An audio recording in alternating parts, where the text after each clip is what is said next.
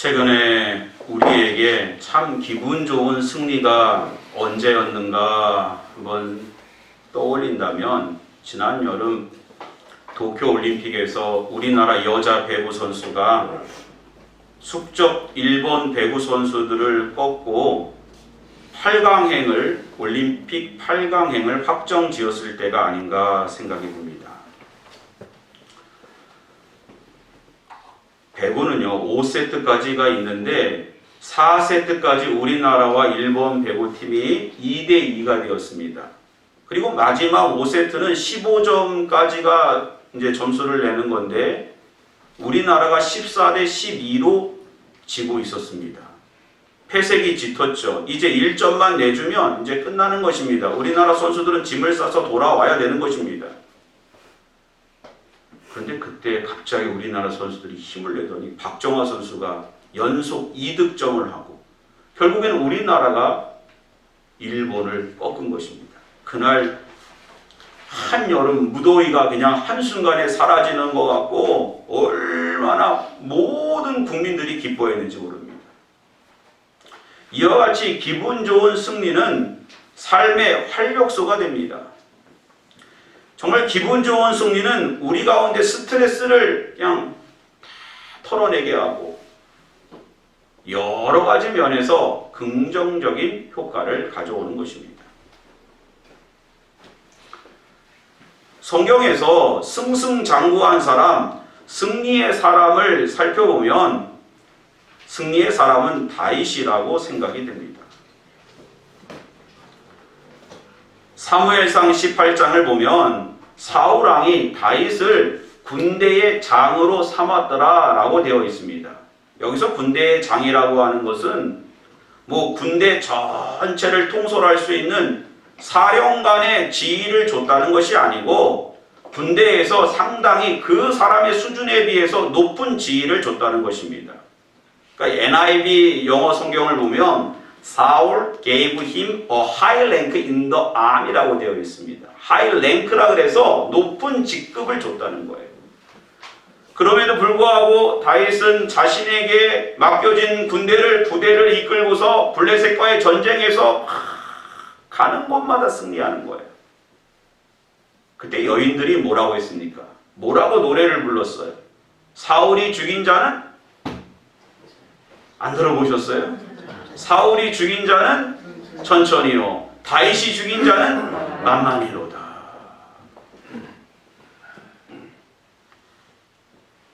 사무엘하 8장 6절에 보면 이렇게 기록되어져 있는데 다윗이 다메섹 아람의 수비대를 두매 아람 사람이 다윗의 종이 되어 조공을 바치니라. 다윗이 어디로 가든지 여호와께서 이기게 하시느니라. 이것이 중요한 것입니다. 누가 이기게 하신다고요? 하나님께서 이기게 하신다는 거예요. 여러분 우리가 신앙생활에 그러한 여정 가운데 있을 때 이기게 하시는 하나님을 기대하시기를 주님의 이름으로 기원합니다. 반면에요, 하나님께서 이기게 하신다, 승리의 언약을 주시지 않았음에도 불구하고 전쟁에 나가서 패한 사람이 있습니다. 대표적인 사람이 누굽니까? 사울왕이에요. 다윗과는 대조되는 인물입니다. 하나님의 백성은, 하나님의 군대는 하나님이 승리를 주시고 승리의 언약이 있을 때 나아가는 것입니다. 다윗은 항상 그가 전쟁에 나가기 전에 하나님에게 물었어요. 제사장을 불러서 판결 흉패를 통하여 우림과 둠밈을 통하여 하나님 어떻게 해야 됩니까? 하나님께 묻고 나아간 것입니다. 사울은 하나님께 묻지 않았습니다. 역대상 10장 13절에서 13절에 이렇게 기록되어져 있습니다. 사울이 죽은 것은 여호와께 범죄하였기 때문이라. 그가 여호와의 말씀을 지키지 아니하고 또 신접한 자에게 가르치기를 청하고 여호와께 묻지 아니하였으므로 여호와께서 그를 죽이시고 그 나라를 이새의 아들 다윗에게 넘겨주셨느니라. 할렐루야. 사울왕이 패할 수밖에 없었던 것은 그의 나라가 장구하지 못했던 이유는 하나님께 묻지 않았다는 것입니다. 여러분, 우리가 내일을 알 수 있습니까? 내년, 이제 2022년을 알 수 있습니까? 10년 후 20년을 알 수 있습니까? 알지 못해요. 어떤 일이 있을지, 어떤 승리가 있을지, 어떠한 패함이 있을지 알지 못합니다. 그러나 오늘 우리가 할 수 있는 일은 있습니다. 그 일은 바로 하나님께 묻는 것입니다. 하나님께 승리를 구하는 것입니다. 하나님께서 승리하게 하시면 우리는 나가면 되고, 그 승리가, 하나님의 승리가 우리의 승리가 될 줄 믿습니다. 그것이 중요한 거예요. 오늘 본문 37절 말씀 같이 한번 읽어보겠습니다. 시작. 그러나 이 모든 일에 우리를 사랑하시는 이로 말미암아 우리가 넉넉히 이기느니라. 할렐루야. 넉넉히 이기느니라. 여기서 넉넉히 이긴다고 하는 것은 뭐 처음에는 승리했다가 나중에는 막 패하고 이런 승리가 아니에요. 또 막 그냥 이렇게 격전을 펼치는 그런 승리가 아닙니다. 여기서 주시는 승리는 넉넉히 하나님께서 충분히 이길 수 있도록 허락하신다는 것입니다. 그런 뜻도 있지만 가장 영광스러운 승리를 우리에게 주신다는 거예요. 그러면 하나님께서 사도 바울을 통해서 로마 교인들에게 왜 이러한 넉넉한 승리에 대하여 말씀하고 있을까요? 그것은 예수 그리스도 안에 있다는 것, 우리가 신앙의 여정 가운데 있다는 것은 여전히 전쟁 중이라는 거예요. 우리 안에 영적인 씨름이 있는 것입니다. 전쟁이 있는 거예요. 그 규모와 또 그 여러 가지 형편이 다르지만 하나님의 백성에게는 영적 전쟁과 씨름이 있는 것입니다. 여전히 우리는 전쟁 중입니다. 그것을 기억해야 돼요. 우리나라는 지금 전쟁 중입니까? 아니면 종전이 되었습니까? 여전히 전쟁 중이에요. 우리나라에서 인도적인 차원에서 북한에 쌀을 보내고, 또 남북이 대화의 길이 또 터지고, 또 이산 가족을 만나게 하는 그러한 일들이 이벤트가 생기고, 우리가 금강산에 갔다 오기도 하고 평양에 갔다 오기도 하고 그런 일이 있지만 여전히 남과 북의 사이에 있는 철책선이 무엇이라고 일컬음을 당하고 있습니까? 바로 휴전선인 거예요. 휴전선. 전쟁 중이라는 것입니다. 사랑하는 성도 여러분, 지금 우리들은 예수 그리스도를 믿음으로 영생을 얻었습니다. 하나님의 자녀가 되었습니다. 이미 하나님의 나라가 우리 안에 임했습니다. 그럼에도 불구하고 우리는 종말론적 완성을 위하여 날마다 씨름하며 전쟁하며 승리해야 되는 전쟁 중이라는 사실을 기억하시기 바랍니다. 그것이 중요해요. 그걸 모르면 안 됩니다. 빌립보서 3장 12절에 하나님은 사도 바울을 통하여 우리에게 이렇게 선포합니다. 내가 이미 얻었다 함도 아니요 온전히 이루었다 함도 아니라 오직 내가 그리스도 예수께 잡힌 바 된 그것을 잡으려고 달려가노라. 할렐루야. 이미와 아직 아닌 사이에 있는 거예요. 이해되십니까? 우리는 예수 그리스도를 믿음으로 하나님의 자녀가 되었습니다. 사망에서 생명으로 옮겨졌습니다.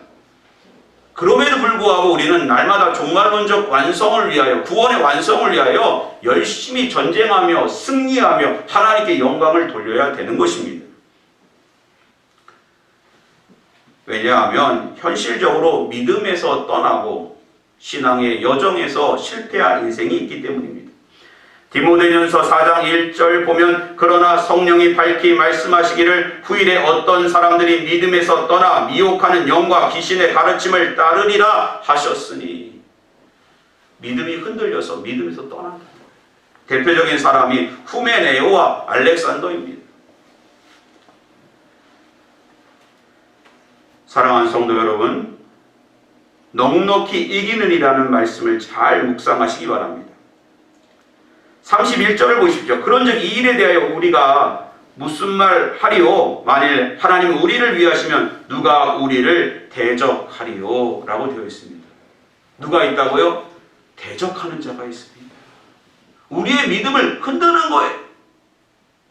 믿음에서 떠나게 하는 것입니다. 누굽니까? 마귀예요. 사단입니다.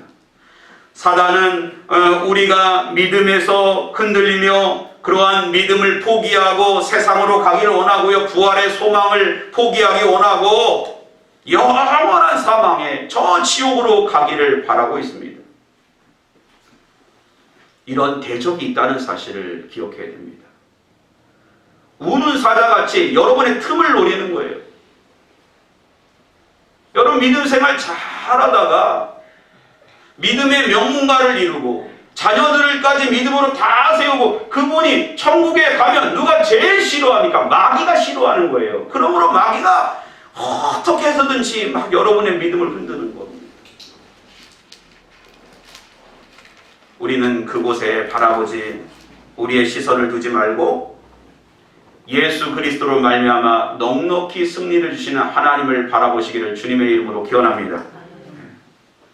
평소에 술을 늦게까지 마시고 집에 늦게 들어오는 남편도 아내가 갑자기 성경 공부한다고 저녁마다 교회 가서 성경 공부하면요 일찍 들어옵니다. 매일 술 마시던 남편이 일찍 들어와요. 그러면서 뭐라 그러냐고, 왜 저녁을 안 차려주냐고, 왜 집구석이 이 모양이냐고 타박을 시작합니다. 평소에는 찾지 않던 며느리가 이제는 주일 성수하고 열심히 이제 하나님을 믿고 신앙생활 해야겠다 그러면 주일마다 주말마다 집에 내려오라고 막 전화를 합니다. 손주 보고 싶다고. 이게 뭘까요? 영적인 씨름이 있는 겁니다. 영적인 전쟁이 있는 거예요. 이런 것에 흔들리지 마십시오. 외부적인 것, 그 어떤 것도 중요한 것이 아니라 가장 중요한 것은 우리들의 믿음을 지키는 것입니다. 우리의 믿음을 지키는 거예요.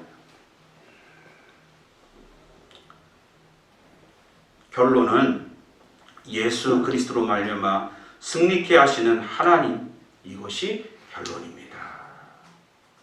지난 주간에 어떤 목사님 설교를 들으니까 이런 예화를 드시더라고요. 어떤 조그만 중소도시에 열심히 불교를 섬기는, 불교를 믿는 분이 계셨는데 그분이 어느 날 이렇게 예수를 잘 믿고 나중에 장로님이 되신 거예요. 그분이 어떻게 그렇게 됐는가 봤더니요, 그분이 그 도시에서 막 열심히 불심이 특심하신 분이었어요. 그러다 보니까 불교 신자의 회장까지 맡았던 분이에요. 불교 신자예요. 그러다가 어떤 마음인지 교회에 가게 되고 그날 목사님 말씀 듣고 하나님께서 말씀으로 수술해 주신 것이죠. 그가 성령의 은혜 가운데 예수를 믿기 시작했고 완전히 180도 바뀐 변화된 새로운 피조물이 되었습니다. 그때부터 모든 우상 섬기는 일을 다 끊어버리고 자신도 예수 믿고 온 가족을 예수 믿게 하고 그렇게 믿음으로 그 가정을 세워나갔어요. 그러니까 막 그동안에 열심히 절에 다니고 막 그렇게 열심히 했던 그 일을 봤던 친인척들이 놀라고 친구들이 다 충격을 먹고 가장 충격을 받았던 사람은 바로 주지스님이 가장 충격을 받았다. 그러면서 사람들은 왜 말하죠? 수근수근 됩니다. 야, 저 사람 부처님의 이제 진노를 사가지고 망할 것이다. 쫄딱 망할 것이다. 자식들이 안 될 것이다. 이렇게 이야기합니다. 어떻게 되었을까요? 쫄딱 망했습니다. 야반도주했습니다. 사람들은 왜 말하죠? 야, 부처님 잘못 섬겨가지고 망했다. 세월이 지났습니다. 시간이 지났습니다. 그러나 그분은 그러한 어려운 가운데서도 다 망해서 붙잡을 거 없는 가운데서도 계속해서 살아계신 하나님을 붙잡고 예수 그리스도를 붙잡았습니다. 환난은 인내를, 인내는 연단을, 연단은 소망을 이루는 줄 알미리라. 하나님께서 연단시키신 거예요. 훈련시키신 거예요. 믿음의 거장으로 만드신 거예요. 그 가운데 하나님께서 그를 완전히 회복시켜 주셔서 믿음으로 장로님이 되게 하고 그 가문이 다 자녀들이 믿음에서 잘 되고 하나님께 영광 돌리는 명문가로 거듭났다는 것입니다. 그렇게 수년의 세월이 지나고 다시 친척들이 모였을 때 친척들이 자연스럽게 이야기합니다. 우리 집안에서 가장 복받은 분은 이 장모님이십니다. 저를 열심히 섬기는 분들이 그런 얘기하는 거예요. 그래요? 그러면 내가 만난 예수를 여러분에게 전해주겠습니다. 뭐 거기 아레오바고 설교가 일어난 거겠죠. 예수를 전하는 것입니다. 놀라운 사실은 그 가문이 그 가정을 통하여 주 예수를 믿으라. 그리하면 너와 내 집이 구원을 얻으리라. 전체가 예수 믿는 놀라운 역사가 일어났다는 것입니다. 여러분, 우리에게 결론은 예수 그리스도로 말미암아 넉넉히 이기는 승리가 있는 줄 믿으시기 바랍니다. 흔들리지 마세요. 예. 여러분, 내일 지구의 종말이 오는 거 아닙니다. 여러분, 내일 인생이 끝나는 거 아닙니다. 흔들리지 마세요. 예수 그리스도 안에서 넉넉히 우리 가운데 승리를 주시는 하나님을 바라보시기 바랍니다. 그럼 어떻게 구체적으로 승리하게 하시는가? 어떠한 근거가 있는가? 30절 말씀 같이 한번 읽어보겠습니다. 시작. 또 미리 정하신 그들을 또한 부르시고 부르신 그들을 또한 의롭다 하시고 의롭다 하신 그들을 또한 영화롭게 하셨느니라. 이 말씀을 자세히 보세요. 하나님께서 미리 정하신 이들을 부르시고 의롭다 만드시고 영화롭게 하신다는 것입니다. 이러한 우리들에 대한 선택과 부르심과 또한 칭의와 또 하나님께서 우리를 영화롭게 하신데 이 모든 것이 절대적으로 하나님의 주권적인 자유 그곳에 있다는 것입니다. 하나님께서 자유롭게 주권적인 선택으로 우리를 부르시고 하나님의 자녀 되게 하신 것입니다. 찬송가 310장 있지 않습니까? 아, 하나님의 은혜로 있을 데 없는 자. 왜 하나님께서 우리를 구원하여 구속하여 주는지 우리 알 수 있습니까? 난 알 수 없도다. 난 알 수 없도다. 하나님께서 우리들을 선택하여 부르시는 것을 보면 이것은 소명이고요, 칭의이고요, 영화입니다. 소명이라는 게 뭐예요? 하나님이 선택하여 우리를 부르신 거예요. 이것이 은혜입니다. 만약에 예수님이 갈릴리 바다에서 베드로를 부르지 않았다면, 사람을 낚는 어부로 부르지 않았다면 평생 물고기 잘 잡다가 물고기에 그렇게 팔아서 살다가 그렇게 어부로 죽었을 것입니다. 별 문제 없어 보이지만 그 인생은 참으로 불행한 인생인 것입니다. 만약에 예수님이 마태를 부르지 않았다고 하면 그는 평생 세리로서 그냥 돈을 만지며 부자로 살 수밖에 없지만 예수 그리스도를 인격적으로 만나지 않았기 때문에 그는 참으로 비참한 인생을 마지막을 맞이했을 것입니다. 예수님께서 나사로를 무덤 가운데서 부르시지 않았다면 부활이요 생명이 되신 예수 그리스도의 부활의 아침을 맞이하지 못했을 것입니다. 우리 역시 마찬가지예요.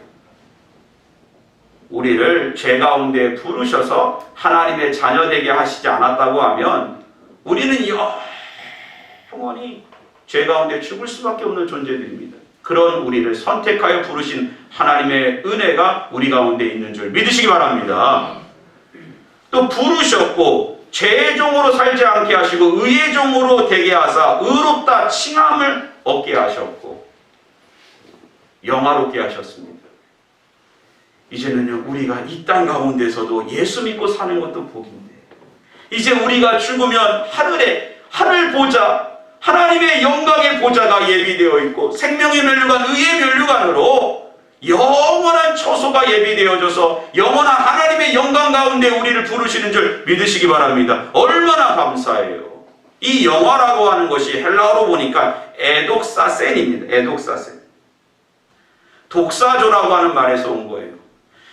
독사조란 말의 부정, 과거형이 에독사센입니다. 생각해 보세요. 영화롭게 하는 것은 미래적인 일인데 왜 과거형으로 쓰여져 있을까요? 그것은 헬라어 문법에 보면요, 미래에 확실하게 일어나는 일들은 과거형으로 쓰여져 있어요. 이해되십니까? 우리가 영화롭게 되는 것 미래의 일이지만 이미 우리 안에 과거형으로 이미 우리 가운데 이루어진 줄 믿으시기 바랍니다. 그러므로 우리가 넉넉히 이기는 것 다른 것이 아닙니다. 하나님께서 우리를 선택하여 부르셨고 의롭다 여기셨고 영화롭게 하시는 그런 애독사센의 은혜를 이미 우리 가운데 이루어진 일을 확신하며 믿음으로 붙잡고 나아갈 때, 승리의 언약을 붙잡고 나아갈 때 반드시 넉넉히 이기는 은혜가 우리 가운데 있는 줄 믿으시기 바랍니다. 새별교회 하나님께서 승리케 하실 줄 믿습니다. 이러한 코로나 시대에 우리의 삶을 승리케 하실 줄 믿습니다. 이것을 붙잡고 날마다 흔들림 없이 나아가는 것이 중요한 거예요. 두 번째로 32절 말씀 같이 한번 읽어보겠습니다. 시작. 자기 아들을 아끼지 아니하시고 우리 모든 사람을 내주신 이가 어찌 그 아들과 함께 모든 것을 우리에게 주시지 아니하겠느냐. 하나님 우리를 부르시는 거예요. 너희에게 종말론적 구원의 완성의 단계까지 이를 때 뭐가 필요하느냐, 무엇이 필요하느냐, 하나님 다 주시겠다는 거예요. 어떠한 이제 기업가가 만약에 여러분을 불러서 여러분이 앞으로 공부하는 것, 무슨 일을 이루는 데 있어서 내가 다 책임지겠다. 그러면 얼마나 든든해요. 그죠? 운동선수들도 그렇고 또 뭐 공부하는 학생들도 그렇고 누가 후원해 주겠다고 하면 참 감사한 거죠. 그러나 우리가 이제는 영화롭게 종말론적 구원의 완성을 이룰 때까지 누가 다 책임져 주신다는 거예요? 하나님이 다 책임져 주신다는 거예요. 이도훈이라고 하는 사람이 청춘 달력 365라는 책을 썼는데 그곳에 보면 이 현대인들은 세 가지 고통에 사로잡혀 있다는 거예요. 어떤 고통인가?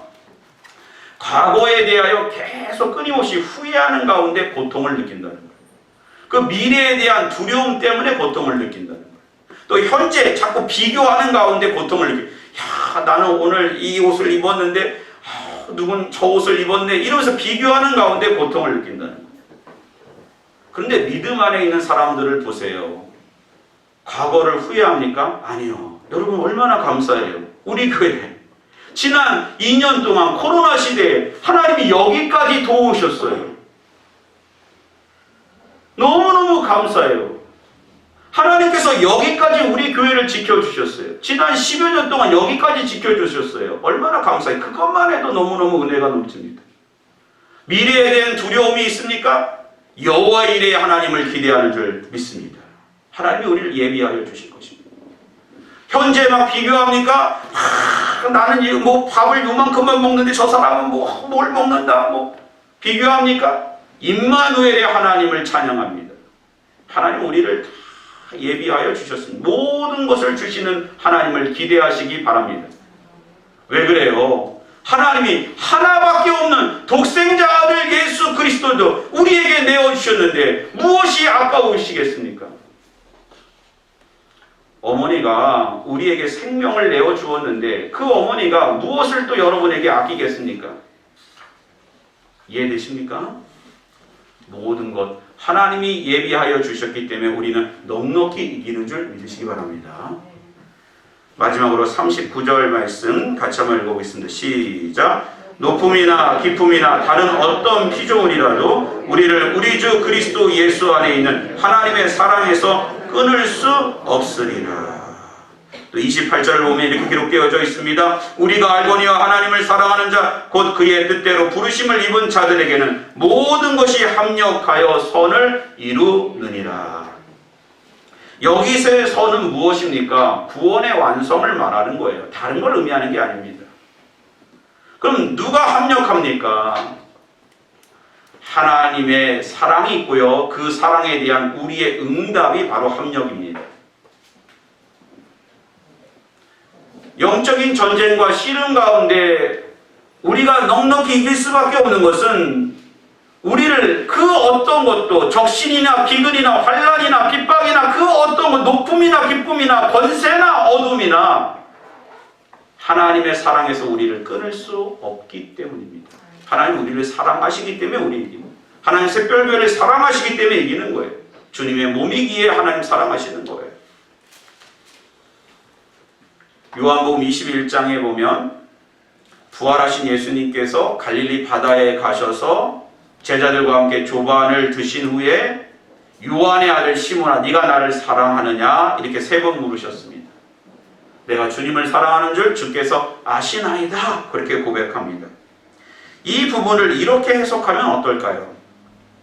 예수님께서 베드로에게 하신 질문은 베드로야 참으로 제자로 산다는 것, 십자가를 지고 나를 따르는 것, 앞으로 목회를 한다는 것 참으로 쉽지 않은 것이다.